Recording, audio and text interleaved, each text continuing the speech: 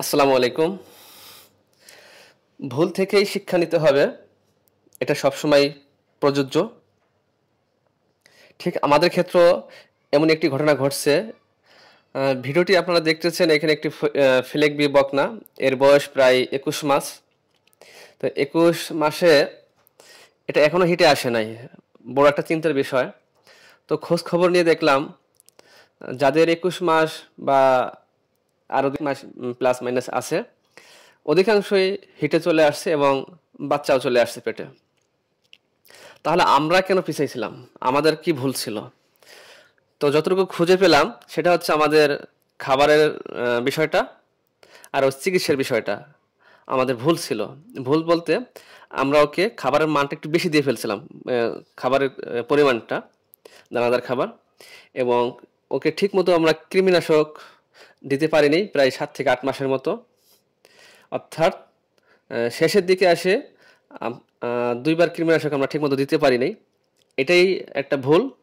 আরেকটা ওকে দানাদার খাবার ২ থেকে ৩ কেজি আমরা সরবরাহ করতাম। যার কারণে ওর গ্রোথটা খুব বেশি হয়ে গেছে, ষাঁড় গরুর মতো। আসলে ফিলেক-বি জাতটা এরকমই, ওদের গ্রোথটা খুব দ্রুত বৃদ্ধি পায়। আর এই কারণেই হয়তো আমাদের দেশে এটাকে নিষিদ্ধ করা হয়েছে। যেমন এখনো আমি হিটে আসলে আমি ফিলেক-বি সিমেন্ট সার্চ করি, খুঁজি, কিন্তু আসলে এখন আর পাওয়া যায় না আগের মতো। থাকলে হয়তো কেউ দিতে চায় না। আমাদের ওয়েদারে নাকি এটার প্রোডাকশন ভালো হবে না, বিশেষ করে গাভীর ক্ষেত্রে। জানি না কি হবে। শখ থেকে বা বড় একটা আশা থেকে সিমেন্টটা নিয়ে আসছিল। জানি না কি হবে। তো সবাই দোয়া করবেন যেন ভালো একটা কিছু হয় এখান থেকে। তো মূলত আমাদের গাভী বকনা হিটে না আসার কারণে ২টা ছিল, যেটা বললাম।